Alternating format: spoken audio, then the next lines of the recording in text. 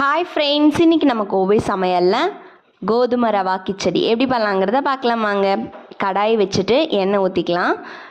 1.5 cup அளவுக்கு ரவையை போட்டு நல்லா வறுத்து ஒரு பிளேட்டில் எடுத்து வச்சுக்கலாம். இப்போது இன்னொரு பேன் வச்சுட்டு எண்ணெய் சேர்த்துக்கங்க. ஒரு ஸ்பூன் நெய் சேர்த்துட்டு கடுகு போட்டுக்கலாம். கடுகு நல்லா பொரிஞ்சதுக்கப்புறம் கடலைப்பருப்பு சேர்த்துட்டு 2 பெரிய வெங்காயத்தை நல்லா நீல வாக்கில் கட் பண்ணி சேர்த்துட்டு இஞ்சி பூண்டு சேர்த்துக்கலாம். பச்சை மிளகாய் கருவேப்பிலை சேர்த்து நல்லா வணக்கி விட்டுக்கோங்க. வரமிளகாய் 2 சேர்த்து தக்காளி 1 தக்காளி சேர்த்து நல்லா வணக்கி விட்டுக்கோங்க.